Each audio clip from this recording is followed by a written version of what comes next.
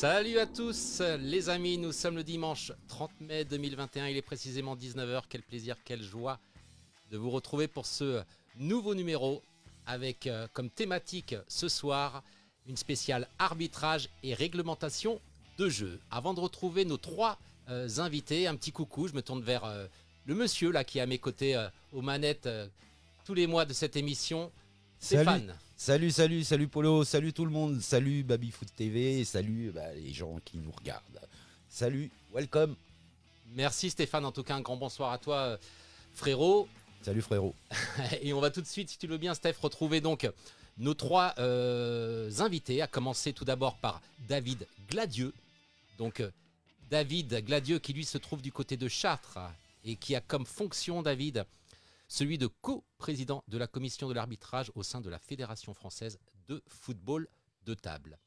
Deuxième invité, Maxime Blin. Maxime qui était parmi nous il y a de ça quelques mois pour nous parler de son club de Toulouse, de son rôle de directeur sportif. Et là, Maxime, il faut savoir, Stéphane, qu'il est arbitre international. C'est le seul qu'on a en France. Donc ça sera intéressant de voir sa vision de ce qu'est un arbitre international. Et on verra ça dans quelques secondes avec lui. Et enfin, Stéphane, dernier invité de choix, en la personne de Martin Doué. Martin, lui, qui est arbitre assistant au sein de la Fédération française.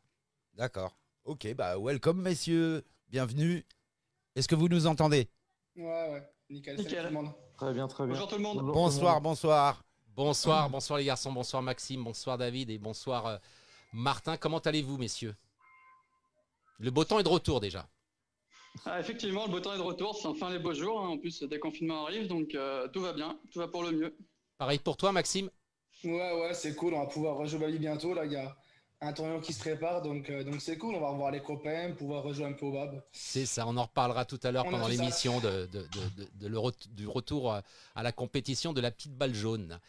Et toi Martin, comment tu vas du côté de la région nantaise, c'est ça, entre Nantes et Ancenis? Oui, c'est ça, ouais. Plus près d'Ancenis, mais ouais, une demi-heure de Nantes. Et ouais, on a un très très beau temps, ça fait plaisir, on peut aller se promener, sortir, ça fait du bien. Bon, mais vivement quand même qu'on retourne dans les salles, tâter la balle jaune.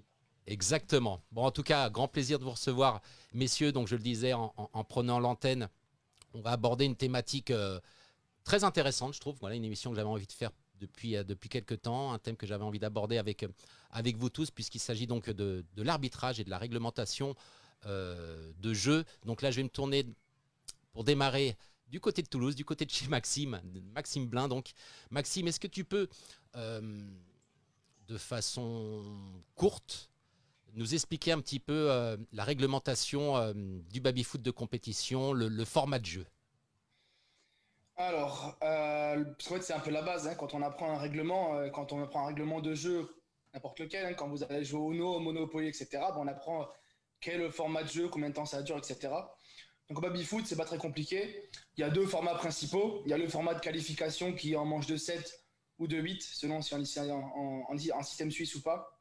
Et après, en phase finale, généralement, on joue au meilleur des 5 manches, donc 3 manches gagnantes, de 5 points, avec 2 points d'écart à la belle, maximum 8.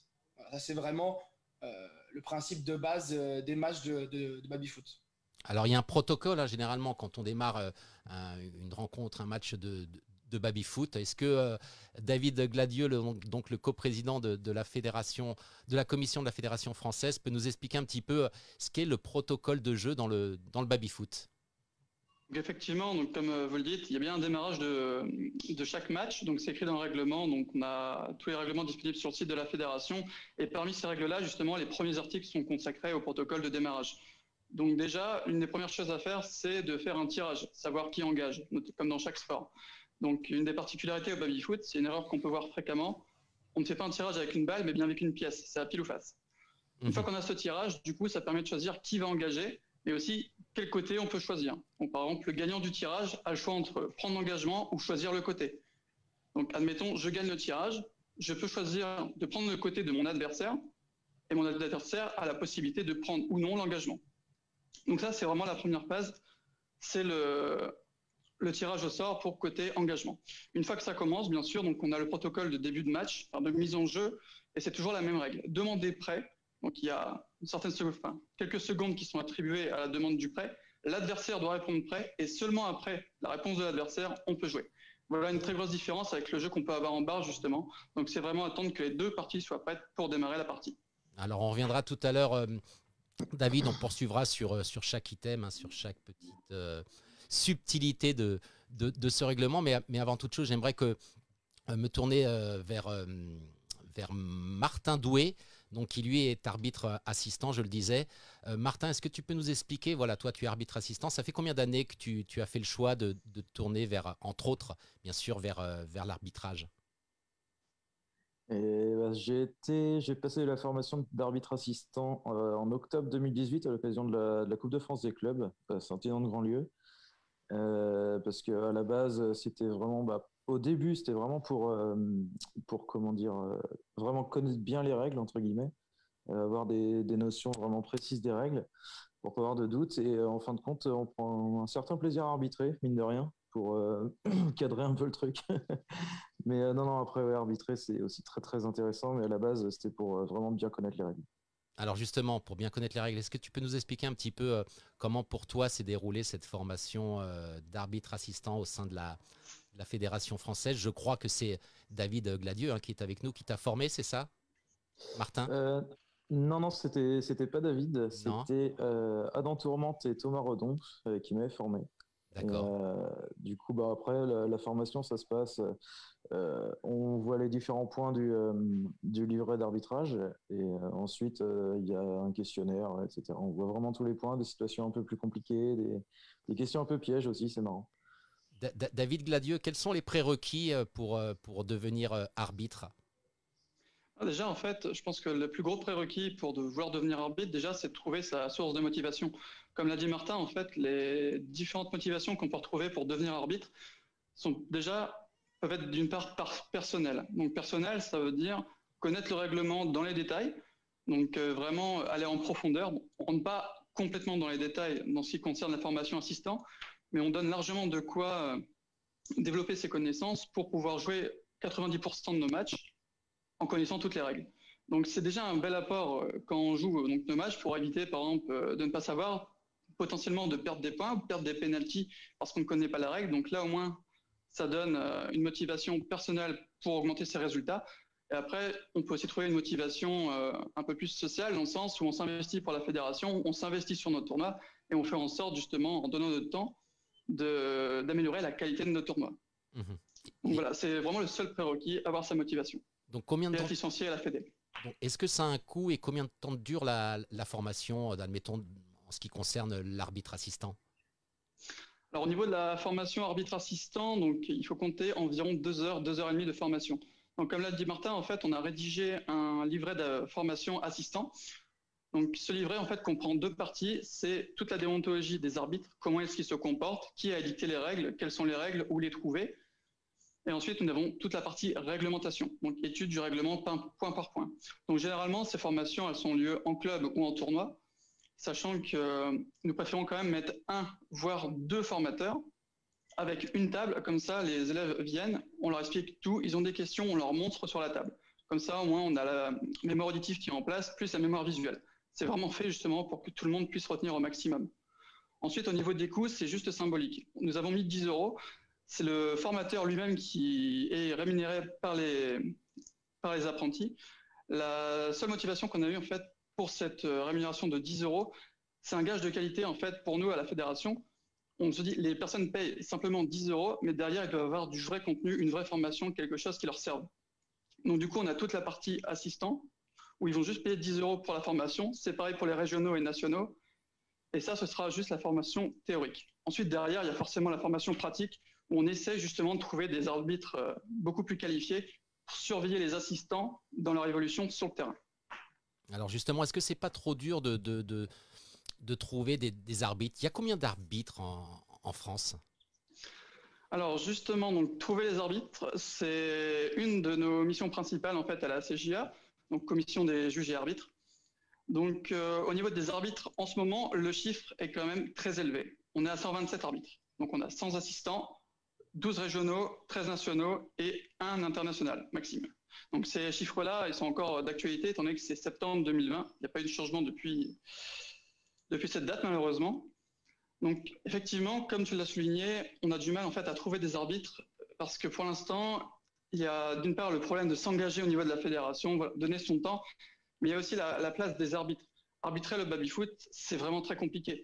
Quand on a 4 joueurs sur la table, ça peut taper dans tous les sens, la balle peut taper, ça peut être très vite, les 2 barres d'ennemis peuvent s'enchaîner, c'est très difficile à tout surveiller, et on sait très bien que le baby-foot est extrêmement nerveux. Donc à la moindre erreur, ça peut partir dans des catastrophes. Il y en a notamment eu au World Series, donc on a tout le problème en fait de la protection des arbitres. Il faut qu'en fait les personnes puissent développer leurs compétences tout en se sachant protégées pour développer justement leur capacité d'arbitrage. Donc c'est là en fait tout le problème. Et une fois qu'on aura résolu ce problème de protection des arbitres, plus en ayant une formation complète et comment je pourrais dire, construite, ce qui est sûr, c'est que derrière on pourra attirer des personnes et ensuite ce sera vraiment de les faire passer de assistants à l'international, c'est-à-dire vraiment les aider à chaque étape de leur développement. Ce qu'il faut dire, David, c'est que quand on souhaite devenir arbitre assistant, arbitre régional, national, voire international comme Maxime, c'est quoi? C'est que des joueurs qui s'orientent à un moment donné vers l'arbitrage? Est-ce que tu penses, David, que c'est pas... tu vois, je compare ça un petit peu au football. Tu vois, au football, les arbitres sont que arbitres. Tu vois ce que je veux dire? Ils sont pas joueurs. Dans le baby-foot de compétition, on peut devenir arbitre en étant en même temps joueur. C'est quand même paradoxal, non? Alors effectivement, c'est un point, une exception en fait qu'on peut trouver au football de table, dans le sens où la plupart des personnes présentes dans les tournois sont justement les joueurs. Donc pour l'instant, en fait, vu qu'on est encore au démarrage, que c'est pas encore aussi professionnel que le football, on va justement avoir beaucoup de joueurs qui sont eux-mêmes arbitres. Après, effectivement, vers le haut niveau des arbitres, on peut commencer justement à avoir des profils diversifiés. Par exemple, vous pouvez prendre, admettons, on va dire Franco. Franco est international 2 étoiles. Donc, il ne fait pas partie de l'équipe nationale allemande. Pourtant, il s'est quand même orienté au niveau de l'arbitrage au top niveau et il est sur la World Cup. Donc, lui, il a plutôt un profil arbitre. Donc, on ne retrouve pas ce type de profil au niveau des assistants, forcément, mais au niveau du très haut niveau, on retrouve. Et justement, au niveau du très haut niveau, là, on va se tourner vers Maxime Blin. Maxime, est-ce que tu peux nous expliquer ce qu'a été jusqu'à présent ton parcours qui t'a mené aujourd'hui à devenir le seul arbitre international qu'on a en France? J'aimerais juste rebondir sur une chose qu'a dit David tout à l'heure par rapport aux arbitres et au fait qu'ils soient joueurs. Je pense que la spécificité du baby-foot, c'est que c'est un jeu très technique et qu'à mon sens, il y a une nécessité à ce qu'on soit au minimum joueur pour pouvoir arbitrer, puisqu'il y a des subtilités du règlement par rapport aux gènes, reset, etc., qui font que si tu n'es pas un joueur de baby-foot régulier, tu auras du mal à appréhender ces règlements-là, parce que ces règlements-là sont à la subtilité de l'arbitre. C'est-à-dire que du coup, il y a des choses où c'est à l'interprétation de l'arbitre selon sa subtilité, etc. Donc quelqu'un qui débarque dans le monde baby et qui n'apprendrait que le règlement comme ça, noir sur blanc, et qui lit le règlement et qui l'applique, aurait du mal à appliquer le règlement sur un match et on trouverait son arbitrage bizarre. Ça, c'était une petite réflexion. Par rapport à mon parcours, j'ai commencé comme tout le monde en tant qu'assistant, régional, national. Et en fait, à Murcia, ça faisait déjà 1 an que je discutais avec les arbitres internationaux, que ce soit Tom Yor ou Franco en l'occurrence, d'Allemagne. Et en discutant avec eux, ben voilà, je leur ai dit voilà, moi je suis motivé, j'ai envie d'aller un cran au-dessus. Donc j'avais arbitré sur des World Series Leonhardt, parce que du coup, en restant sur des tournois Bonzini, on ne peut pas considérer qu'on est multitable, donc on ne peut pas considérer qu'on est international. Le but, c'est vraiment d'aller sur d'autres tables, puisque la vraie difficulté, c'est d'arbitrer sur les autres tables où on n'a pas l'habitude de jouer, justement. Et c'est là aussi où je redis, en tant que joueur, on a une subtilité sur Bonzini, et quand on va sur un Tornado, un Leonhardt, un Garlando ou un Roberto, c'est une façon vraiment différente d'aborder les vibrations sur la table, etc., les dépréciations de jeu, que ce soit le reset et la gêne. Donc, je suis arrivé à Murcia, on a discuté avec Tom et avec Franco. Ils m'ont dit voilà, si t'es intéressé, on t'observe sur plusieurs matchs à Murcia à la Coupe du Monde multitable. Et à la fin, on te fait passer ton grade si on est satisfait de ce que tu as fait. Donc, en fait, j'ai eu 2 matchs pour l'évaluation. J'ai eu une demi-finale de championnat du monde féminin en simple. C'était un match entre Sullivan Roux et en face Marina Tabakovic, donc c'est du Garlando et du Tornado. Et en finale, j'ai arbitré également la finale avec deux Garlando, 2 Autrichiennes. Et donc voilà, c'était observer comment je me comportais par rapport aux joueurs, serrer la main, le protocole du prêt, s'assurer qu'il y a bien un jeu de balle, avoir la bonne intonation, être pédagogue quand il y a besoin, etc. Et voir que je m'adaptais bien aux tables, ça a été le cas. Et du coup, voilà comment je suis devenu arbitre international. Après, le seul, c'est pas le plus important. Je compare pas. Il y a eu à un moment donné Jean-Marie et Gilbert qui étaient aussi arbitres internationaux et qui ont été malheureusement dégradés. Ça arrive. Jean-Marie Blanchard et Gilbert Dacuna, c'est ça? Exactement, ouais, c'est ça. Mais voilà, après, moi, c'est juste, je me compare pas, que je sois tout seul ou pas, peu importe. J'aimerais qu'il y ait plus d'arbitres. Je pense qu'il y en a qui pourraient y arriver. On a des très bons arbitres en France. Bonzini, et c'est là le problème, c'est qu'à un moment donné, il faut aller à l'étranger. Je me rappelle de David qui a eu l'occasion d'arbitrer à Murcia. Et j'ai une anecdote extraordinaire que je vais pas dévoiler là parce que je t'aime bien, David. Bon, attends, t'en parles. Allez, vas-y. David arbitre un match, je crois que c'était les Anglais et enfin, je sais plus, c'est pas les Allemands. Iraniens. Les Iraniens, très bien. Et en fait, j'entends crier et il y a Steve Lario qui est un Anglais qui vient voir et qui me dit Max, je comprends pas. L'arbitre est là, je comprends pas ce qu'il a fait. Et en fait, si je dis pas de bêtises, David, tu avais compté dans ta tête le temps de possession et tu avais annoncé que le gars était trop long. Exactement. Et du coup, voilà, c'est des choses où tu es dans un cadre avec de la tension, avec de la pression, comme l'a dit David. Des fois, tu es sur un match, il y a 4 joueurs, c'est 4 très gros tempéraments et il faut que tu t'imposes en tant qu'arbitre assistant, régionaux ou nationaux, ou international même des fois. Dire arbitrer des top joueurs, que ce soit Tony, que ce soit Fred. Je sais que Fred, à un moment donné, quand Fred Collignon venait en France, les arbitres qui l'arbitraient, c'était toujours très bizarre. Il se passait des trucs toujours très bizarres parce que vite, les arbitres lui donnaient des fautes un peu bizarres. Il suffisait qu'il ait un petit peu la tête et forcément, du coup, on allait dans son sens. Voilà, donc il n'y avait pas d'impartialité du côté des arbitres alors à un moment donné? Non, c'est pas. En fait, je pense que c'est pas forcément volontaire. Il cherche pas à l'avantager, si tu veux. Mais c'est sur le moment, l'arbitre est un peu sous pression. Le match est tendu. C'est Bien Frédéric sûr. Collignon, tu vois ce que je veux dire. C'est le meilleur joueur du monde, qui est référent arbitre, qui a créé le règlement ETSF avec Tom Yor. Quand le gars te regarde, tu dis attends, il y a une faute, j'ai pas vu, il y a un truc.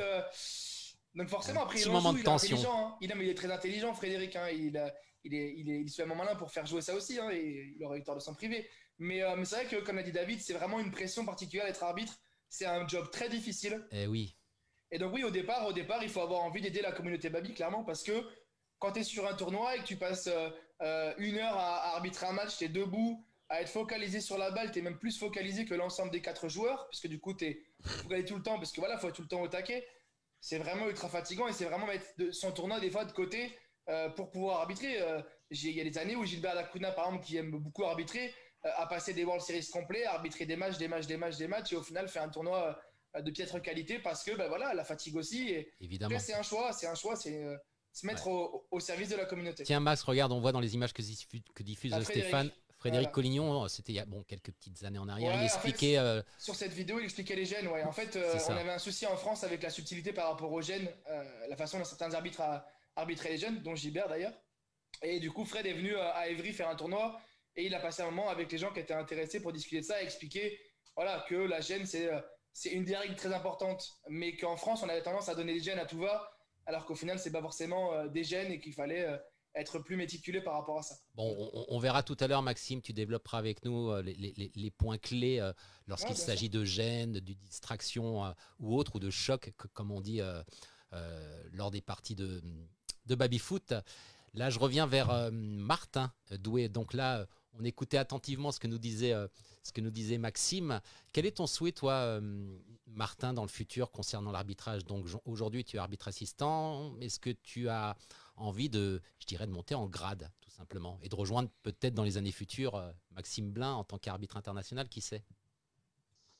Oui, pourquoi pas. Après, je sais que c'est du temps à passer, il faut que je trouve ce temps-là.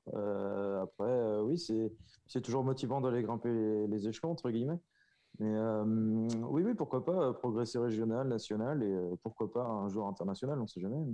Alors explique-nous précisément le rôle d'un arbitre assistant. Ça consiste en quoi? Quel type de match tu peux arbitrer? Jusqu'à quel niveau? Voilà. On t'écoute, Martin. Alors, de peur de me tromper, il me semble que je peux arbitrer tous les matchs de CNFT 3, CNFT 2 jusqu'en demi de mémoire. Après CNFT 1, ça s'arrête au 8e ou au quart, je crois. David, je suis même pas sûr du tout. Tu confirmes, David? En fait, c'est une question un peu plus épineuse que celle-là. Donc, effectivement, les données que Martin vient de donner sont celles qui sont écrites dans le règlement ITSF. Ceci dit, après, ITSF est en train de voir pour faire évoluer justement ces normes. Donc déjà, un point à savoir, en fait, nous, en France, au niveau de la CJA, nous ne sommes pas en charge de rédiger le règlement d'arbitrage. Donc les règles de jeu viennent d'ITSF et le règlement des arbitres vient aussi d'ITSF. Donc c'est 2 commissions au-dessus de la nôtre. Nous, on ne fait que l'appliquer en France. Donc après, au niveau du coup d'ITSF, comme je disais, donc les données de Martin sont bonnes. Et après, justement, on veut essayer de faire évoluer ces situations dans le sens où ils vont pouvoir arbitrer plus de matchs sur accord uniquement du directeur de tournoi, plus ils devront être surveillés par un arbitre du coup de plus haut niveau.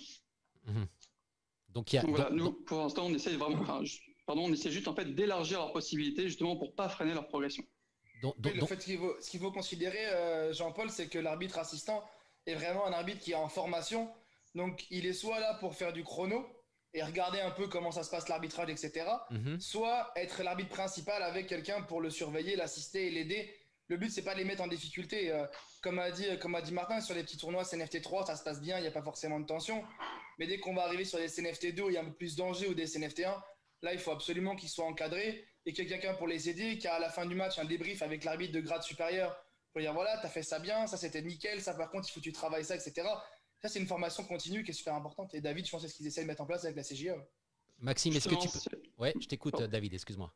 Du coup, je disais effectivement, c'est vraiment ça. Donc la partie pratique, donc comme on l'a vu en fait, toute la partie théorique, les cours, les démos, les questionnaires, c'est vraiment plus simple. Le plus difficile justement, c'est la pratique. Parce qu'il faut non seulement que l'arbitre soit disponible, qu'il y ait un match à arbitrer, plus un deuxième arbitre pour surveiller. Et là, ça devient très compliqué. Donc justement, on essaie de vraiment trouver des moyens au niveau de la CJA pour favoriser en fait le développement de nos arbitres en pratique. Il y a une petite question là sur le live Facebook, messieurs. Elle vient de la part de Zach Forman, Zach qui est du côté de Marseille et que je salue. Donc petite question de Zach, je la reprends, je cite. Quel est le rôle d'un arbitre, quel que soit son grade, lorsqu'il se passe des choses plus graves lors d'un match, attitude toxique, insultes, menaces, etc. Qui veut bien répondre à cette question? Maxime? Si tu veux, je veux bien la prendre. Vas-y David, on t'écoute. Ouais, vas-y David, vas-y. Donc en fait, là-dessus, il faut faire attention. En fait, il y a une certaine frontière, donc ça va dépendre en fait des 2 articles dans le règlement de jeu. On a l'article 1 et l'article de mémoire, il me semble que c'est le 24. Donc en fait, c'est tout ce qui est interne au match, ça va être du ressort de l'arbitre. Donc s'il y a du comportement antisportif, il y a directement des articles qui prévoient les sanctions, donc on peut monter très vite. Ça peut être premier avertissement. Normalement, celui-là est vraiment très limité. Normalement, tout ce qui est antisportif va directement taper dans le penalty. Ensuite, forcément, on a toute la réglementation qui s'applique. Penalty, premier, deuxième, troisième, perte de manche. Et après, les sanctions continuent. Par contre, si on tombe vraiment sur un manquement au code de l'éthique, ce qui est beaucoup plus grave que le règlement de jeu, là, on part directement sur article 1, manquement au règlement de l'éthique. Et là, c'est directement le directeur de tournoi qui doit intervenir. Si le directeur de tournoi intervient, comme c'est écrit dans le règlement, du coup, il peut y avoir directement exclusion, voire amende. Bien évidemment, si les membres d'une commission de disciplinaire sont présents, notamment fédération ou ITSF, ils peuvent justement intervenir. Donc suite à ça, il y aura forcément un rapport qui est fait, le joueur peut être exclu du tournoi, et derrière, une commission de discipline peut arriver.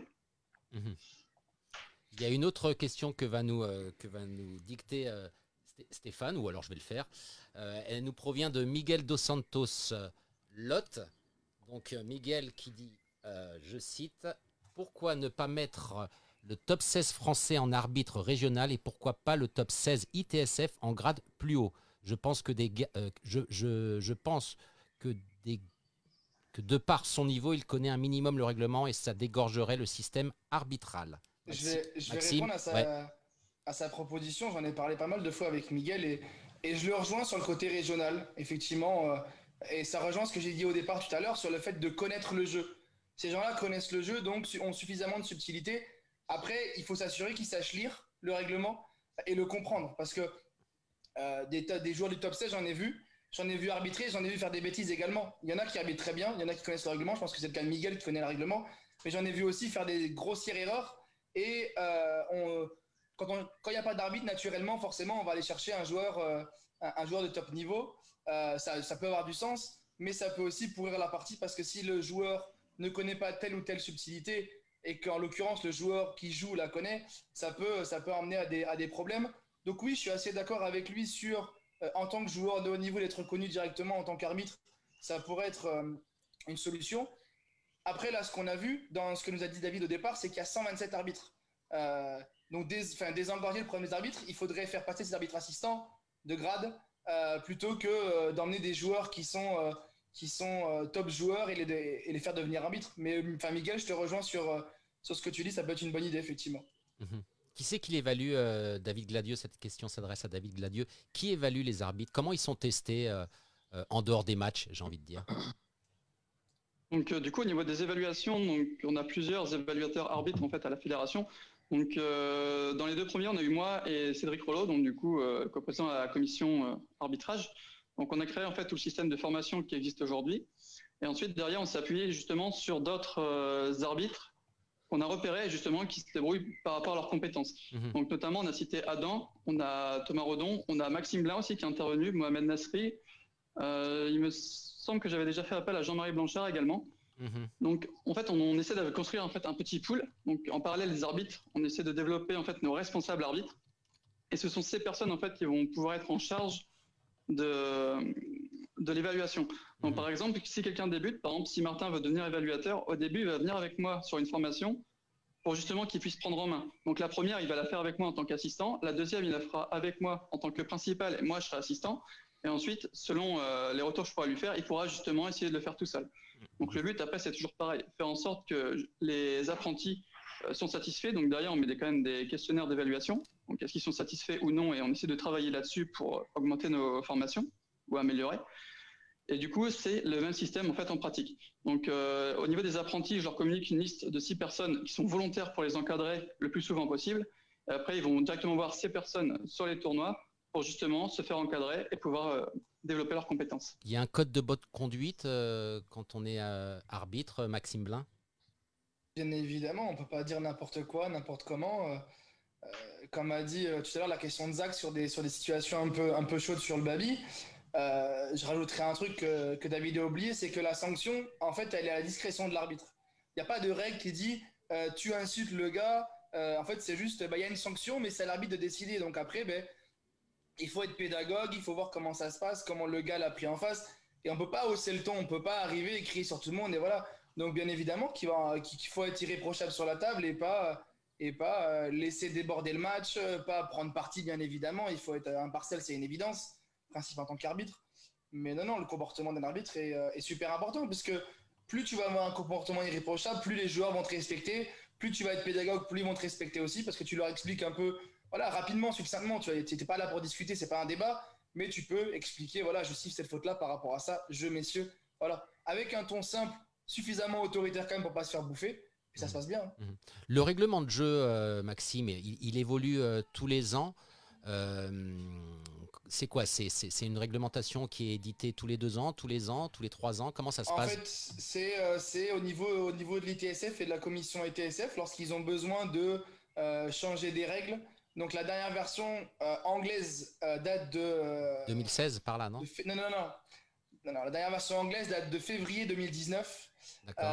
D'ailleurs, David, il faudrait qu'on se recontacte pour parler de la version française que j'avais commencé avant de partir de la fédération, que j'ai relu récemment et on en parlera, parce que ça n'a toujours pas été publié malheureusement. Donc, il y avait la version précédente, effectivement, datait de 2016. Donc, il y a eu 3 ans entre les deux. Et la dernière version qui a été rédigée en 2019 par Tom Yor et Dave Zeman, c'était une refonte complète, pas du règlement, pas des règles en tant que telles, mais de la façon dont c'est présenté en fait. C'est une façon différente de présenter les choses pour le rendre plus digestif au niveau des joueurs. C'est une première étape. Je sais qu'à l'époque, ils discutaient de faire différents types de règlements. Un règlement pour le joueur de base, un règlement pour le joueur de compétition et un règlement pour les arbitres. C'est-à-dire que du coup, le joueur doit connaître le règlement. Quand tu joues, je parlais tout à l'heure, quand tu joues au Uno ou au Monopoly, qui sont des jeux, comme le baby-foot est un jeu à la base, tu connais le règlement et tu apprends le règlement. Je suis choqué des fois de voir qu'il y a des joueurs qui ne connaissent pas le règlement, ou en tout cas les règles de base. Et des fois des bons joueurs, hein, des grands joueurs. Oui, non, mais bien évidemment, c'est ce qu'on dit tout à l'heure avec la question de Miguel, c'est que le règlement, généralement, ils vont le connaître, mais les sanctions, c'est la vraie difficulté. Et c'est là que l'arbitrage et l'arbitre a une connaissance. L'arbitre, il n'a pas forcément une meilleure connaissance des règles, mais il a une meilleure connaissance des sanctions et de l'échelle des sanctions. Et c'est ça la vraie différence, en fait, entre les pratiquants, les joueurs et les arbitres, c'est le côté sanction. Voilà, première gêne, deuxième gêne, penalty, reset warning, reset violation. Sur les distractions, comment je monte en grade sur les distractions, etc. Ça, c'est vraiment la partie... Ou les comportements antisportifs aussi. Oui, mais c'est qu'on dit tout à l'heure, en fait, sur comportement antisportif, ça dépend de l'arbitre, en fait. Donc, tu as plusieurs sanctions à ta disposition et selon ce que tu vois et selon ce que tu ressens, tu peux mettre une sanction directement très importante ou commencer avec une petite sanction et monter à chaque fois qu'il y a une récidive. Sur les distractions, c'est le cas. Par exemple, sur les distractions, au départ, c'est une petite sanction. Et si tu vois que une fois, deux fois, trois fois, c'est de la récidive à chaque fois, bah, tu montes en grade de nouvelles sanctions et forcément, ça va s'arrêter. C'est normal. Martin, Mais, est-ce que ça n'a pas été trop dur pour toi, quand tu as démarré ta formation d'arbitre assistant, d'ingurgiter le règlement la réglementation du baby-foot? Comment t'as vécu ça? Parce que tu sais, moi je suis joueur amateur, un petit niveau de baby-foot. Je ne suis pas à votre niveau, messieurs, loin de là.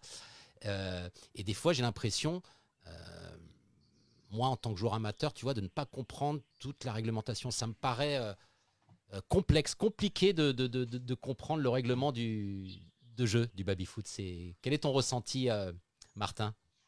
En fait, j'ai pas trouvé ça tellement difficile à assimiler dans le sens où je jouais déjà depuis 2 ans et du coup, j'essayais quand même de bien connaître les règles sans pour autant être arbitre, mais de les connaître. Par contre, après, oui, forcément, il y a des points plus de détail où oui, forcément, on apprend des choses, il faut les assimiler aussi. Comme disait Maxime, tout ce qui est sanctions, c'est pas les trucs qu'on a l'habitude de voir, enfin de mettre en place quand on joue entre guillemets au niveau amateur ou voilà, loisir. Donc tous ces points-là, c'est vrai que c'est pas très facile à assimiler au début, mais ça se fait très bien. David, on va parler un petit peu des grades, de l'évolution des grades. Donc on démarre en tant qu'arbitre assistant, puis arbitre régional. Un arbitre régional peut arbitrer jusqu'à quel niveau dans les compétitions, dans les tournois? Donc, du coup, généralement, tout ce qui est arbitre régional, donc effectivement, c'est bien le niveau 2. Donc, eux, ils sont autonomes sur les CNFT 4, 3. Sur les CNFT 2, il me semble que ça peut monter jusqu'en finale, voire demi-finale en CNFT 1. Après, bien évidemment, s'ils sont encadrés, ils peuvent aller plus loin, par exemple dans leur évaluation, etc. Donc, effectivement, le niveau est plus important, sachant qu'au niveau des régionaux, c'est là où on commence justement à prendre les évaluateurs arbitres. Et donc, par la suite, on passe de régional, quand on travaille bien, qu'on obtient des bons résultats, qu'on fait des bons arbitrages durant les tournois, on peut prétendre à passer arbitre national. Et là, ça va jusqu'où? Tu peux faire quoi? Des CNFT1, voire des tournois internationaux peut-être, je ne sais pas. Alors justement, une fois qu'on est nationaux, donc là, on a quand même beaucoup plus de possibilités. Donc tous les CNFT 3, tous les CNFT 2, forcément, tous les CNFT 1. Et du coup, Maxime, corrige-moi si je me trompe, mais il me semble que ça peut monter jusqu'en demi-finale de World Series. Donc là, clairement, du niveau ITSF. Donc un arbitre national peut arbitrer lors d'un tournoi international, Maxime. C'est bien ça? Oui, bien évidemment, bien évidemment. En fait, on considère que l'arbitre national est un très bon arbitre sur sa table. C'est ce que j'expliquais tout à l'heure. En fait, la différence entre un arbitre national et international, c'est le multitable, en fait, ni plus ni moins. L'arbitre national est très compétent sur sa table, donc arbitrer sur un World Series Bonzini, ça choquerait personne. Bien évidemment, et comme on l'a dit, jusqu'en demi-finale, ils ont le droit, la finale étant réservée aux arbitres internationaux. Quand on passe du national à arbitre international, qui choisit de nommer, voilà, admettons Maxime, quand tu es passé d'arbitre national à international, qui c'est qui t'a nommé à l'ITSF en tant qu'arbitre? En fait, il y a eu des discussions déjà moi en externe. Je me souviens que David aussi avait appuyé cette candidature avec la CJA. D'accord. Je dis pas de bêtises, David, il me semble que tu avais envoyé un mail pour ça. C'est ça, ouais. Et en fait, en face, du coup, il y a une commission d'arbitrage ITSF, dont on parlait de Franco tout à l'heure, il en fait partie. Franco, Tom Yor, ils sont. Voilà, c'est des arbitres internationaux, 1 ou 2 étoiles qui sont référents là-bas et qui s'occupent de l'évaluation des arbitres nationaux pour devenir internationaux. Tu as des bons souvenirs, toi, Maxime? Quel est, admettons, ton meilleur souvenir en tant qu'arbitre? Sur quel tournoi? Je sais pas. Il y a eu un arbitrage. J'ai arbitré la finale d'Adam, par exemple, contre Miguel au World Series, au dernier World Series. Donc c'était spécial de voir ces deux gars-là que j'apprécie en finale et de voir Adam qui gagne son premier World Series. C'était cool. Même si, encore une fois, quand on arbitre, on est impartial. Mais voilà, à la fin du match, je redeviens le pote d'Adam et le pote de Miguel. Et voilà, désolé Miguel que t'es perdu, content pour Adam. Et puis voilà. Après, quand on est arbitre, tu sais, c'est pas... il n'y a pas de moment génial, c'est trop bien. Après, je pense que les deux matchs que j'ai arbitrés à Mursa où j'étais évalué sont un bon souvenir. Ça m'a permis de passer à l'international et c'est toujours une fierté de passer des grades comme ça. Et puis voilà, d'avoir l'occasion d'arbitrer une finale de championnat du monde multitable à Mursa, c'était agréable. C'était agréable. Après, je sais pas, voilà, arbitrer, c'est assez plaisant, c'est assez plaisant. Si ça se passe bien et que les joueurs nous respectent, c'est mon cas, donc je me plains pas. J'ai jamais eu de soucis avec des joueurs, mais le jour où j'aurai un souci, ce sera peut-être moins agréable, forcément. Justement, est-ce que c'est pas compliqué parfois, comment Maxime et Martin, de devoir arbitrer des joueurs qu'on connaît personnellement, peut-être qui font partie de notre équipe en club, voilà, du même club. Et comment vous gérez cette situation? En fait, s'il y a un conflit d'intérêts, c'est soit un conflit d'intérêts direct, tu es de la même nation, sur un World Series, on n'a pas le droit d'arbitrer pas sur un World Series, pardon, sur un championnat du monde multitable, on n'a pas le droit d'arbitrer quelqu'un de notre nation. Donc ça, c'est du conflit direct et on transpose ça indirectement à la France avec les clubs, quand on est quelqu'un du même club. Après, par principe, même si encore une fois l'arbitre doit être impartial et quoi qu'il arrive, rester droit dans ses bottes, suivre le règlement. Je prends les arbitres de foot, je suis persuadé qu'il y en a qui sont fans du Barça ou du Real et quand les arbitres sont impartiaux, il n'y a pas de souci. Donc pour un arbitre, c'est pareil. Après, pour éviter qu'il y ait des rumeurs ou quoi que ce soit, si tu arbitres quelqu'un dont tu es très proche, si on te demande à l'arbitrage pour quelqu'un que tu es très proche, tu as le droit de refuser au niveau du référent arbitre et dire voilà, moi je considère que j'ai un lien direct avec cette personne-là, je veux pas avoir de soucis ou quoi que ce soit, je me mets en retrait. Et pareil, j'irai pas arbitrer mon meilleur ennemi non plus parce que j'ai pas envie qu'on m'accuse de l'avoir saboté et d'avoir saboté son match, même si ce sera pas le cas. Je veux pas ça. Donc c'est difficile. Dès qu'il y a un lien avec quelqu'un, on peut pas empêcher les gens de penser que moi j'ai pas de mal à arbitrer ces gens-là, mais je veux éviter le côté rumeur. Voilà, il y a une vidéo qui tourne et après on parle de toi en disant regarde là la faute, il a donné la faute à son pote parce que c'est son pote, etc. C'est forcément compliqué. Et encore une fois, le rôle d'arbitre est compliqué. Donc tu as déjà eu à refuser à arbitrer des matchs, Maxime? Non. Non, jamais jusqu'à présent? Non, parce que je me dis voilà, je suis entier et j'ai pas de soucis. J'ai jamais fait de conneries, je pense, de favoriser qui que ce soit. Je pense avoir bonne réputation par rapport à ça. Donc voilà, tant que j'ai pas été pris par la police des réseaux sociaux qui m'insultent parce que j'ai donné une balle ou une faute, etc. Je pense que je continuerai. Après, c'est sûr que le jour où on me dit Max, faut que t'arbitres et c'est mon frangin qui joue, mon petit frère qui joue ou Adam par exemple. Adam, c'était Adam et Miguel, donc je me suis dit voilà, j'y vais. Les deux, je m'entends bien avec eux, il n'y a pas de souci.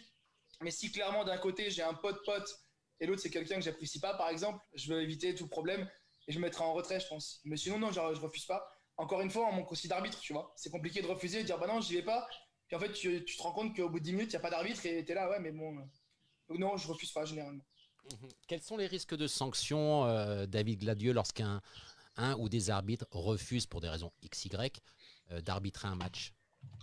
Donc justement, en fait, comme on le disait, on a quand même des fois des problèmes d'arbitre où pendant les rushs, notamment les premiers tours, on manque quand même souvent d'arbitres. Donc déjà, ce qu'il faut savoir, en fait, c'est que les arbitres peuvent quand même avoir des motifs légitimes pour ne pas arbitrer. Donc s'ils sont sur le point d'être appelés, si ils sont sur le point de quitter définitivement la salle, ils peuvent. Et il y a aussi notamment le fait d'avoir quelqu'un de trop proche ou de trop proche d'eux qui pourrait créer un conflit d'intérêts. Donc là, ça va être du ressort du directeur de tournoi d'accepter ou non d'envoyer l'arbitre. Ensuite, par exemple, s'il est blessé, forcément, il n'arbitre pas. Donc, après, par contre, s'il a vraiment toutes les conditions sont réunies pour qu'il arbitre et qu'il ne refuse d'arbitrer, forcément, le directeur de tournoi va nous signaler. Donc, nous, derrière, qu'est-ce qu'on fait au niveau de la CJA? C'est malheureusement une de nos fonctions.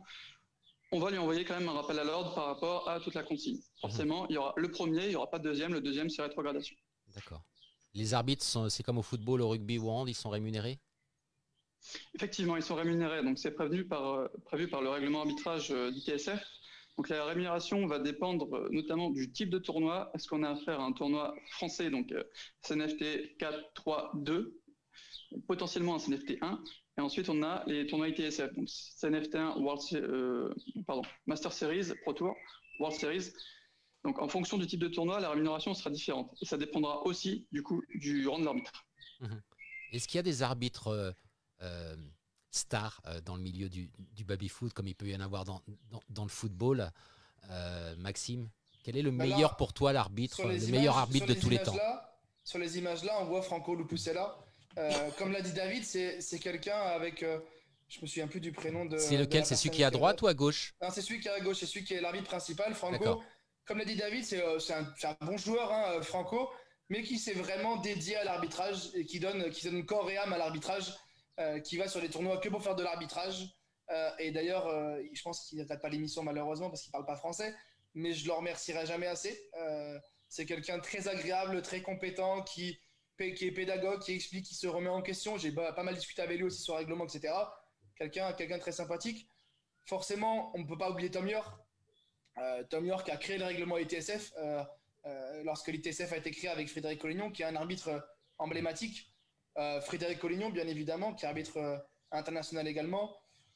Après, il y a des arbitres un peu emblématiques aussi par leur façon d'arbitrer. Je pense qu'il y a un Allemand avec sa casquette, là je me souviens plus de son prénom, mais qui fait des choses un peu bizarres des fois et qui, par exemple, sur la finale de la Coupe du Monde en 2013, quand on joue contre les Américains, sur la fin du match où Sébastien Meckes joue contre l'Américain, la star du match, ça a été l'arbitre qui a arrêté le match presque 10 fois, je crois, pour les sanctions un peu bizarres, les appels un peu bizarres de sa part. Et dans les commentaires sur YouTube, c'est ce qui était un peu écrit, c'était voilà, la star du match, c'était l'arbitre parce que voilà, il a intervenu un peu trop. Et Zach tout à l'heure parlait du rôle de l'arbitre, c'est aussi, on n'est pas là pour intervenir et couper le match, on est là pour faciliter le jeu, faire en sorte que ça se passe bien. Le moins on intervient, le mieux ça se passe et tant mieux pour nous.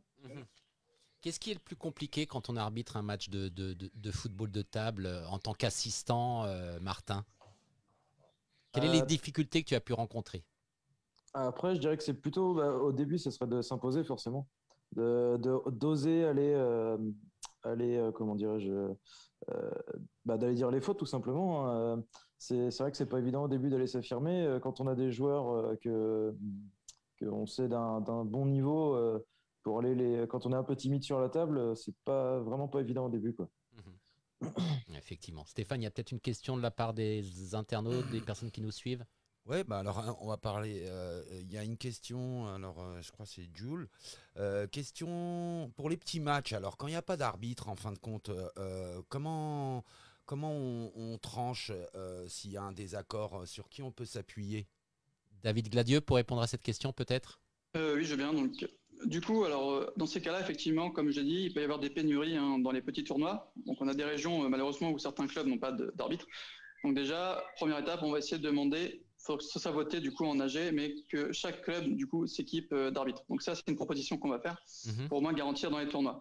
Ensuite, vraiment, si on arrive dans le cas où aucun arbitre n'est disponible, alors qu'il y a un litige qui a éclaté sur la table, le règlement est clair. En fait, il y a 10 minutes d'attente. Si au bout de 10 minutes, il n'y a aucun arbitre, le match doit reprendre. Après, normalement, il me semble aussi qu'en cas de litige, les joueurs du coup peuvent aussi demander à la table de marque où ils sont censés trouver dans tous les cas un règlement de jeu. Donc après, en fonction de la lecture du règlement, ils peuvent du coup mettre fin au litige. Ouais, parce que ce qu'il faut bien expliquer, David, c'est que les matchs, quand on est sur un tournoi, CNFT1, CNFT2, CNFT3, on expliquera après tout à l'heure pour les personnes qui découvriraient le baby-foot de compétition, les termes, qu'est-ce qu'un tournoi CNFT1, 2 et 3. On en profitera pour en discuter avant la fin de l'émission. Tiens, vas-y, Maxime, est-ce que tu peux nous expliquer justement, puisqu'on en parle, le terme CNFT1, 2, 3, vous employez ces mots-là depuis tout à l'heure. Ouais, CNFT, c'est par rapport au championnat national de football de table. Donc c'est des grades, c'est des niveaux tournois, on va dire départemental, régional. Ça a été renommé d'ailleurs récemment. Donc c'est par rapport on va dire à l'amplitude du tournoi. Le plus petit étant CNFT4, on va appeler tournoi local, on va dire. CNFT3 départemental, CNFT2 régional et le CNFT1 est national, voire international quand c'est sanctionné ITSF Pro Tour ou Master Series. Maintenant, pour revenir à la question de Jules tout à l'heure, effectivement, la majorité de nos matchs sont auto-arbitrés, que ce soit en CNFT2, 3, même parfois en CNFT1. C'est ça. Et c'est là où le règlement ITSF manque un peu, c'est que ça parle de sanctions, etc. Mais lorsqu'on est en auto-arbitrage, si tu joues contre David, en fait, il fait une gêne une fois, une gêne 2 fois, une gêne 3 fois. Avec un arbitre, il y aurait eu penalty. Sans arbitre, on ne monte pas en grade en fait sur les sanctions. Et ça, c'est un vrai problème. Comment sanctionner? Comment fonctionne le reset en auto-arbitrage? C'est pas possible en fait. Je vais pas parler pendant le match. Tu peux expliquer ce qu'est le reset Je peux expliquer ce qu'est le reset? Ouais, bien sûr. En fait, le reset, c'est une dépréciation du jeu qui est en fait le fait de faire perdre le contrôle et la maîtrise de la balle à l'adversaire sans qu'il la perde pour autant. Et donc, en fait, l'arbitre, dans ces cas-là, va annoncer reset. Et en fait, au niveau des sanctions, les resets sont comptabilisés à la fois par manche et par balle. C'est-à-dire que la première reset de la manche est annoncée comme reset. Les resets suivantes sont annoncées comme des reset warning. Et si après un reset warning dans une même balle, vous avez un nouveau reset warning, il y a penalty. Mais ça, en auto-arbitrage, on ne le fait pas en fait. Même le reset, on ne l'annonce pas. C'est-à-dire que généralement, il y a un petit gêne, et ben en fait, on arrête. Ouais, t'as vu, tu m'as fait perdre la balle. Bon, ok, d'accord, ça va. Mais en fait, au niveau du règlement, il n'y a rien qui parle de l'auto-arbitrage et les sanctions au niveau de l'auto-arbitrage. Ça, c'est un vrai manque au niveau du règlement, au niveau ITSF. David, est-ce que c'est quelque chose que l'ITSF pourra peut-être corriger dans un futur proche, tu penses? Après, je ne pense pas. Donc, effectivement, développer l'auto-arbitrage, donc c'est ce qui est recommandé par ITSF. Donc, de base, le baby-foot, c'est de l'auto-arbitrage. Après, justement, c'est le fait que les resets, on a les reset warning, que ça peut mener à un penalty, ou même que les penalties eux-mêmes ont lieu au football de table. Je suis pas convaincu que de nombreux joueurs le sachent. On peut dire penalty au baby-foot, on va nous regarder très bizarre. Donc, je pense que d'une part, il y a effectivement, on peut développer l'auto-arbitrage, mais développer l'auto-arbitrage va forcément passer par le fait de développer la connaissance des règlements chez les joueurs eux-mêmes et non pas seulement chez les arbitres. Justement, je regardais là Martin à l'image, je voyais que derrière lui, il y avait un beau maillot d'arbitre. Tu peux nous le présenter comme ça, vite fait, ton maillot d'arbitre assistant, je suppose, où il y a marqué ITSF au dos. Martin. Je vais chercher. Ouais, je veux bien, ouais, tiens. Ouais, vas-y. Prends 10 secondes de ton temps. Comme ça, on le verra bien à l'antenne. Et on va parler un petit peu de la tenue de jeu d'un arbitre. Maxime, tu peux nous en parler justement? Vous avez une belle tenue. Hein. Maillot rayé blanc et noir. C'est ça, un maillot rayé blanc et noir, un peu comme les arbitres de hockey, par exemple, ça. les arbitres américains. Exactement. Au niveau des sports US. Avec un patch, on le voit au niveau de la manche. En fait, c'est un patch qui est scratché. Et en fait, il y a le grade dessus. Donc, quand tu passes un grade, du coup, tu as un nouveau patch que tu mets sur ton épaule. Ah, on le voit bien là. Qui permet à tout le monde de comprendre que tu es arbitre assistant, régional, national ou international, 1 ou 2 étoiles. Donc, grosse fierté pour toi, Martin, de porter ce maillot. Ah, forcément. Oui. Après, c'est à porter par-dessus le polo, c'est pas évident. Hein. Par-dessus le t-shirt. Ouais, il fait un peu chaud. C'est des trucs à manches longues. C'est pas. Avec les manches longues. Effectivement, s'il y avait une évolution à faire, ce serait quelque chose à manches courtes, ce serait pas une mauvaise idée. Ouais. David. Justement là-dessus. Ouais. Juste pour rebondir, donc effectivement, on avait eu un problème de fournisseur de maillots d'arbitre au niveau ITSF ce coup-ci. Donc ça a été réglé l'été dernier, donc qui était 2020. Ce coup-ci, on a eu des nouveaux maillots, donc on est resté sur des manches longues avec patch, mais la matière est quand même beaucoup plus légère, donc forcément, ça passera beaucoup mieux. À quand le changement de patch pour Martin, David? Passage à arbitre assistant, à arbitre régional? Alors justement, c'est là où Martin n'a pas eu trop de chance. Il a été arbitre donc juste avant les confinements. Donc maintenant, pour Martin, les prochaines étapes, c'est de s'entraîner en tournoi. Donc je pense que pour l'instant, on est à 2, c'est bien ça? Je suis à 3, je crois. 3. Donc voilà, en fait, à chaque fois qu'il avec Adam, la Coupe de France. Okay, donc du coup, deux en tournoi. Donc du coup 3, et du coup la mission de Martin maintenant, en fait, c'est il est arbitre principal, même s'il se fait assister. À la fin, il garde sa feuille de match. Les arbitres qu'il a encadrés authentifient et il conserve ses feuilles de match. Quand il en aura 10, il pourra contacter du coup la CJA et il pourra notamment s'inscrire à une formation théorique pour le niveau régional. Donc admettons, demain, il va avoir ses 10 feuilles de match, il me contacte. Là, on a un tournoi qui arrive, il vient au tournoi, ok, il peut s'inscrire, on met une formation régionale. Du coup, là, il va avoir affaire au sujet d'évaluation du régional qui porte sur tout le règlement, ce coup-ci, et pas juste un récap. Et s'il réussit cette étape-là, il aura l'évaluation sur le terrain. Donc, on a aussi prévu une grille d'évaluation. On envoie un arbitre et on évalue tous les points de détail. C'est un peu comme au permis. On a la liste des critères, on évalue, et à la fin, s'il a les points suffisants, il passe son niveau. Grosse pression, Martin. Un peu. C'est ça. Non, après, c'est déjà surtout prendre le temps de faire les matchs, d'arbitrer des matchs.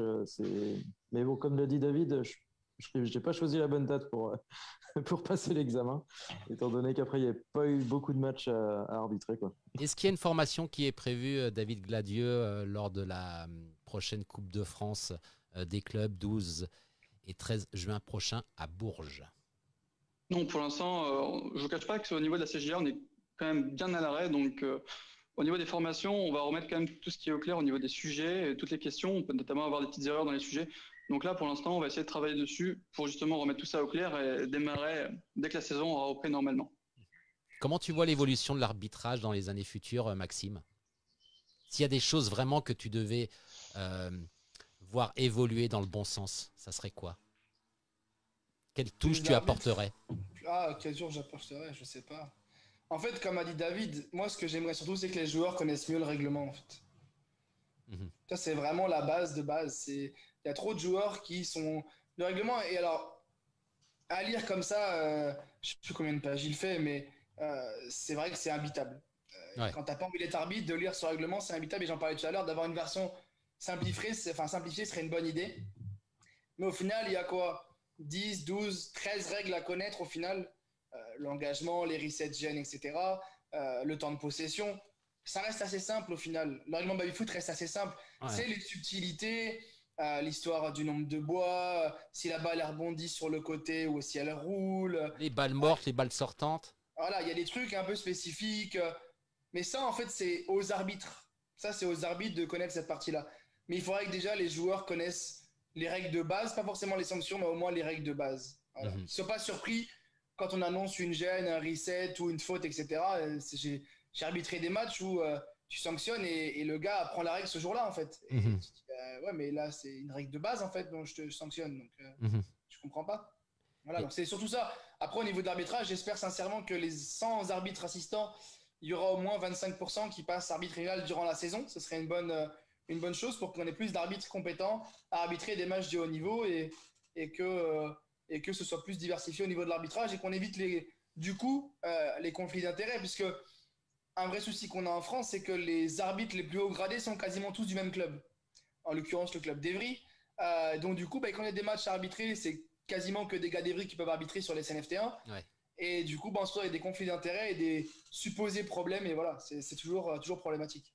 Bah, c'est vrai que c'est vrai que c'est pas évident d'arbitrer de toute façon, hein, surtout oui. Quand on a face à soi des personnes qu'on connaît. Hein, je veux dire, ça c'est ce qui est compliqué d'être bien concentré dans son rôle d'arbitre et d'être impartial. C'est la grosse difficulté généralement qu'on rencontre. David, les changements qu'il peut y avoir pour la saison prochaine au niveau du règlement, il y a des choses qui évoluent, qui risquent de se produire. C'est quoi? Peut-être un règlement un petit peu plus simplifié? Au niveau des règlements, du coup, donc, comme je l'ai dit, en fait, les deux règlements qui peuvent toucher l'arbitrage sont le règlement de jeu, qui va forcément s'appliquer à tous les matchs, tous les joueurs, qui sont connus des arbitres, plus le code arbitral. Donc, comme je l'avais évoqué, les deux dépendent d'ITSF. Donc, c'est la commission édiction des règles de jeu au niveau international, plus la commission internationale des arbitres qui, justement, sort les documents. Donc, en cas de modification des règles de jeu, comme l'a dit Maxime, en fait, il peut y avoir des modifications, après elles nous sont transmises. Donc après, forcément, c'est à nous de faire la traduction. Donc de temps en temps, on peut avoir de simples modifications, une phrase qui change, c'est toujours évoqué. Et après, on peut aussi avoir des grosses modifications. Donc là, la dernière, c'était 2019. Les règles n'ont pas changé, mais le format a changé. Donc effectivement, ça peut arriver. Généralement, c'est la cassure juillet-août. Maxime, les compétitions vont reprendre très prochainement, je l'évoquais, 12 et 13 juin prochain, dans le cadre de la Coupe de France des clubs à Bourges. Est-ce qu'on risque de te voir arbitrer des matchs durant ce week-end? Je préférais continuer à jouer tout le week-end plutôt que d'arbitrer. Ce serait mieux pour mes coéquipiers et moi et mon club. Maintenant, oui, s'il y a besoin, je serai dispo comme d'hab. Voilà, s'il y a besoin d'arbitrer un match, on se rend dispo pour la communauté. Il n'y aura pas beaucoup d'arbitres, je pense, en plus. Donc on sera dispo. Mais encore une fois, je préfère aller jouer et gagner cette Coupe de France si possible. David, combien d'arbitres sont... Il nous reste encore 3 petites minutes à passer ensemble, messieurs. Je sais que ça passe très vite. David, combien d'arbitres sont prévus pour la Coupe de France des clubs à Bourges? Justement, en fait, pour l'instant, au niveau de l'arbitrage, on s'appuie uniquement sur les joueurs qui viennent au tournoi. Donc, il n'y a qu'un seul tournoi où justement, on va essayer pour une fois au niveau ITSF de prévoir les arbitres. Ça va être la World Cup. Mais pour l'instant, si on essaie de prévoir en fait des arbitres, des personnes qui viennent juste pour jouer, ça sous-entend derrière forcément de prévoir un budget. Et pour l'instant, on n'est pas encore à ce niveau-là. Est-ce que tu seras, toi, David, à Bourges? Il nous reste 2 petites minutes. Ouais. D'accord. Avec quel club? Tu vas représenter quel club? Moi, je joue pour Gauchy, du coup. Gauchy. Martin? Je vais pas pouvoir y être. J'ai des trucs de prévu. Attends, t'as quoi de prévu, Martin? Autre, il n'y a rien de mieux que le baby. L'arbitrage. Hein? Qu'est-ce que t'as dit? Ah, d'accord. Parce que je suis arbitre de basket en parallèle. Non, je déconne. Ah ouais. Non. Ah, bah t'aurais pu, hein. Non. T'aurais pu, hein. T'aurais pu. Maxime, donc il nous reste une petite minute. Un petit message peut-être à faire passer, une petite dédicace peut-être à quelques jours de retrouver la compétition. Ouais, le message, je le répète, le règlement n'est pas si compliqué que ça. À qui veut rentrer dans le règlement et le lire, il faut juste prendre le temps de le lire. et c'est pas si compliqué. J'ai hâte de tous vous retrouver dans 2 semaines. Tous ceux qui seront là, ça va être bien cool, avec les distanciations sociales et le protocole qui va bien, mais en tout cas, ça va être plaisant. Et puis merci à nouveau pour cette invitation. Toujours un plaisir de participer à cette émission avec vous, et puis à bientôt pour un autre sujet, on sait jamais. Hein. Ouais, bon, en tout cas, merci Maxime pour cette belle dédicace et ce beau message de fin d'émission. Avec plaisir. Martin, rapidement, un petit message. Si tu as envie de faire coucou à quelqu'un, c'est le moment. Vas-y, garçon. Coucou à tout le monde. Après, juste un message pour dire, mine de rien, merci à David pour essayer de faire bouger les choses, de s'impliquer autant au sein de la CJA. Et après, merci à vous aussi, surtout pour l'invitation. Hein. C'est un plaisir de faire l'émission avec vous. Ça a été un réel plaisir. Quand tu veux, tu reviens, Martin. Monsieur le coprésident de la commission de l'arbitrage de la fédération, le mot de la fin est à vous. Donc du coup, déjà, je vous remercie tous pour votre participation et pour nous avoir suivis. Je vous remercie également, en rebondissant sur ce qu'a dit Martin, à Cédric Rollo. Donc, comme je suis coprésident, en fait, je ne suis pas tout seul. Donc, la moitié du travail vient aussi de Cédric. Donc, je le remercie. Je remercie tous les arbitres qui se sont engagés, tous ceux qui sont sur les tournois, et aussi les référents arbitres et tous ceux qui peuvent aider les autres, notamment Maxime, Jean-Marie, Mohamed. J'ai aussi Grégory Ducrot, Gilbert Dacunha, Frédéric Lux. Ils sont vraiment très nombreux. Donc, je les remercie franchement pour le soutien qu'ils nous apportent. Il m'a demandé de faire, je remercie mon arrière, mais j'en pense pas un mot. Et enfin, juste une dernière point, si vous avez vraiment des questions sur le règlement, on peut vous répondre par mail, mais le mieux, c'est de vous inscrire à la formation. Voilà, et vous aurez toutes ces informations, David, sur le site de la Fédération française de football de table, bien évidemment. Petite recherche sur notre copain Google. Stéphane, un petit mot? Ah bah ouais, non, mais moi j'étais attentif. D'habitude, je parle un peu, mais là, c'est sérieux. J'ai quand même affaire aux arbitres, donc je sais me taire et puis je sais écouter. Mais en tout cas, j'ai passé une belle soirée. J'ai appris plein de choses. Et puis, qu'est-ce que je voulais dire? Bonne fête à toutes les mamans. Hein, c'est la fête des mères. Bonne fête les mamans. Ah oui, Alors, bonne fête à toutes les mamans. Et puis, toujours un plaisir d'être avec vous. Et puis, j'en apprends d'émission en émission. J'en apprends de plus. Sur le Babi. Et t'en apprendras encore plus quand tu seras avec moi le 12 et 13 juin à Bourges avec, ouais, avec toutes ces personnes, frérot. C'est vrai mon Polo, on va se faire un petit live de inside un peu l'organisation. Immersion, les coulisses. Voilà. Donc pour ceux qui suivent Baby Foot, welcome pour la Coupe de France. Et puis après, s'il y a personne qui filme et puis qu'on a une caméra qui traîne, et puis on pourra peut-être vous faire je sais pas, la petite finale, la grande finale, on sait pas, on verra, suivant les autorisations qu'on nous donnera. Merci à vous, messieurs, merci mon Polo, bravo comme d'hab, c'est sympa. On a eu pas mal de petites questions. Je vous invite aussi à répondre aux questions et puis à jouer l'interactivité avec le Facebook, les copains. Et puis, bravo à vous. Et puis, vive l'arbitrage, vive le sport, comme dirait je ne sais plus qui. Et vive le Babi, surtout. et vive la culture aussi, parce que, tu sais, moi, je suis à fond sur la culture aussi. T'as bien raison, frère. Il n'y a pas que le sport. Le divertissement, tout ça, de toute manière, on a besoin un peu de s'amuser et ça va nous faire du bien de sortir. Et puis vous, je suppose que tous les joueurs doivent être au taquet, non, messieurs? Là, ils sont sur les starting blocks. Ça démange, comme on dit. Ils ont les mains qui chauffent. Voilà, en tout cas, merci à vous tous, messieurs, dames, de nous avoir suivis pour ce nouveau numéro de Baby Foot TV. Nous vous donnons rendez-vous donc le 12 et 13 juin prochain en direct de Bourges pour la Coupe de France. À très bientôt. Profitez de cette belle soirée. Bientôt. Bye. Sur l'antenne de Baby Foot TV. Salut les amis. Ciao. Salut les potes. Salut. Salut. À tout le monde. On se voit tout de suite. On rend l'antenne et puis on se voit tout de suite. Une belle soirée à vous. À bientôt les amis. À très vite. Ciao. Salut. Yes, big up mon Polo. Yes.